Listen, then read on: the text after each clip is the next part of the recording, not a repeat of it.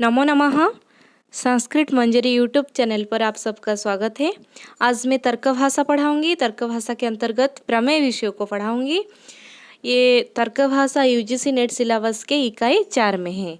तो आइए शुरू करते हैं। तो पहले प्रमेय किसे कहते हैं? प्रमा का विषय को ही प्रमेय कहते हैं, जिसके ज्ञान से हमें मोक्ष प्राप्ति में सहायता प्राप्ति होती है। प्रमेय 12 प्रकार के होते हैं। तो प्रमेय 12 प्रकार का प्रमेय देख लेते हैं। आत्मा, शरीर, इंद्रिय, अर्थ, बुद्धि, मन, प्रवृत्ति, दोष, प्रत्यभाव, फल, दुख और अपवर्ग, ये 12 प्रकार का प्रमेय होता है। तो पहला प्रमेय देख लेते हैं। आत्मा। आत्मा क्या होता है? तत्र आत्मत्व सामान्यवान आत्मा। आत्मत्व जाति या सामान्य जिसमें रहती है उसे आत्मा कहते हैं। उसके बाद आता है शरीर। शरीर क्या है? तस्य भोगायतन अंत्य अवयवी शरीरम। आत्मा का भोगायतन यानी कि आश्रय अंत्य अवयवी शरीर होता है। आत्मा का जो आश्रय अंत्य अवयवी है उसे ही शरीर कहा जाता है। इंद्रिय किसे कहते हैं? शरीर युक्तम ज्ञान करणम अतीन्द्रियम इंद्रियम। शरीर से संयुक्त अतीन्द्रिय का ज्ञान करण को इंद्रिय कहते हैं। इंद्रिय 6 भाग में विभक्त है। इंद्रिय 6 प्रकार का होता है।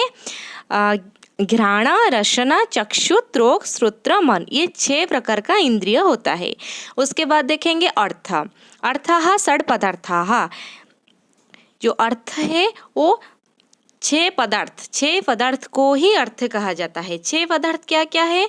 द्रव्य, गुण, कर्म, सामान्य, विशेष, समवाय, ये 6 पदार्थ को ही अर्थ कहा जाता है।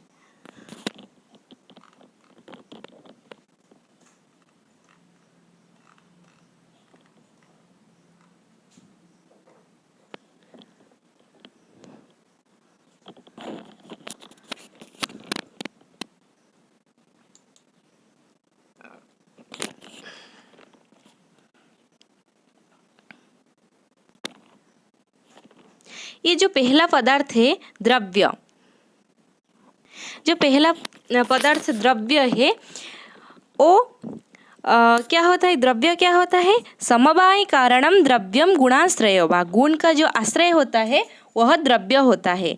द्रव्य 9 प्रकार का होता है। पृथ्वी, जल, तेज, वायु, आकाश, काल, दिक्, आत्मा, मन, ये 9 प्रकार का द्रव्य होता है। पदार्थ पदार्थ होता है 6 प्रकार का और द्रव्य होता है 9 प्रकार का। तो बुद्धि क्या होता है? अर्थ प्रकाशो बुद्धि ही। अर्थ को जो प्रकाश करता है उसे ही बुद्धि कहते हैं। बुद्धि का 2 भेद है, अनुभव और स्मरण। जो अनुभव है वो 2 भाग में विभक्त है, यथार्थ अनुभव, अयथार्थ अनुभव। जो अयथार्थ अनुभव है 3 प्रकार का होता है। अयथार्थ अनुभव संशय, विपर्य और तर्क। और जो स्मरण होता है वो भी 2 भाग में विभक्त होता है, यथार्थ स्मरण और अयथार्थ स्मरण। उसके बाद का प्रमेय है मन। अंतरिंद्रियम मनः। अंतकरण को ही मन कहते हैं। उसके बाद आता है प्रवृत्ति।